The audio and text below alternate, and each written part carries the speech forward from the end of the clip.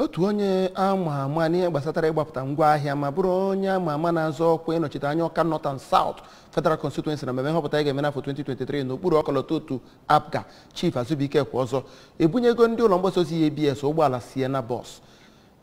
Chief Ekweozor mere ka amata nke anụnwa oge onye nọkonye jọ Managing Director ụlọ mgbasa ozi ABS Maazị Gabriel Okpeleze na ndị otu ya bịara kpọtụrụ ya n'obodo ya bụ Ụmụawụlụ. Onye nta aka anyị bụ Kenechukwu dị wetara anyị aka.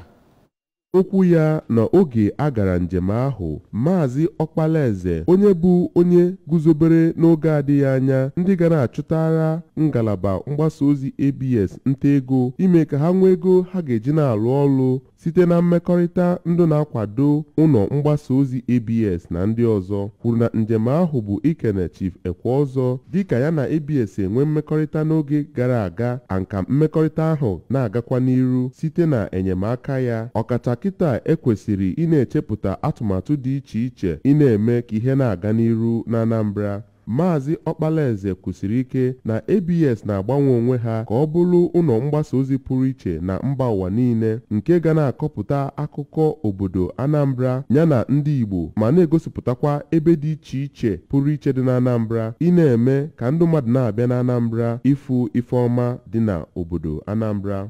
Anyị bụ ndị midia, anyị nọdụ anyị na-amụ ka society si wee dị, mara ndị nwere works, Malending will positive influence on the society.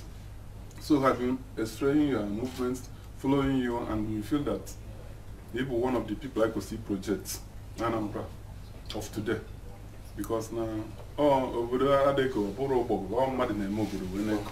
and we also know, without that now nature lacha is representing people. Now Abuja. Or maybe or continue naga, and Stenike Nkechukwu, you will get what you are looking for, so that ABS will also be part of the story telling. Na oge ọ nabatara ndị ABS, Chief Ekweozor kenere ha maka njem ahụ ma kwukwe na ọ ga na-aga n'iru na-akwado ABS nke o mere ka amata na ọ na-ewepụta onwe ya dịka onye chọọ ịnọchite anya ndị Ọka North and South na ụlọ omebe iwu Federal House of Representatives nke bụ ka o mee ka ndị Ọka North and South na-elite elele na ọchịchị onye kwuo uche ya dịka inwe onye ga na-ekwuru ha ọnụ ha ma mee ka ha na-elite elele ga-agbanwe ndụ ha. O mekwe ka amata na onyinye nnukwute ụgbọala Sienna bus o nyere ABS bụ ka ha wee jiri wee na-aga njem ga na-abara ha uru ma kwekwe nkwa na ọ ga na-eme karịa. N'eziokwu, abụ ọbawa because mmadụ na-alaghị ihe ọma. Aga amara adịghị izi, and ama m nọ maka aga amara maka njiri oturu m. Ana m ayọ nkwado ekpele onye nta, this is the time. See ekwukwo na akụkọ opportunity agafika ndị Ọka North and South. Tinenekwa emene na ọfụma, nenecha ama na ntụrụle. That is my capacity in just election. I mean, all it takes to win an election. Na primaries nke a na-abịa nụ, Chineke na-emebe mmetụrụ. Amen.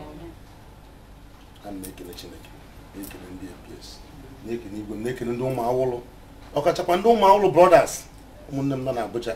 Onye bụ igwe na-achị obodo Ụmụawụlụ bụ Igwe Joel Egwuonwu yana onye bụ President General obodo ahụ Maazị Charles Chike na ndị ọzọ kwuru okwu kenere Chief Ekweozor na onyinye ya nke o gosipụtakwara onwe ya dịka onye ama ama na-eme ihe siri ike ọdụ mfe na ebe ndị mmadụ nọ oge niile. Onye bụ Director of Administration nke ABS Lady Tina Ekenta, onye bụ otu onye okwuluọra nke ABS ama ama bụ Prince Emeka Kalu yana Ngozi Obileri nke ngalaba News and Current Affairs na Maazị Kasmia Obiegbolu nke ngalaba Programs Department, ndị bụ ndị ABS gara njem ahụ kenere Chief Ekweozor ma kpere ya ekpere ka ọ gaa n'iru ma nweta ihe ọ na-achọ. Ụgbọala ahụ bụ nke ndị ABS ji obi aṅụrị nabata mgbe ebubatara ya n'ụlọ mgbasa ozi ABS dị n'Ọka site na egwu na aṅụrị ha mgbe ebubatara ụgbọala ahụ. Site n'Ọka, aha m bụ Kenechukwu Chukwudị n'akụkọ ụwa ABS.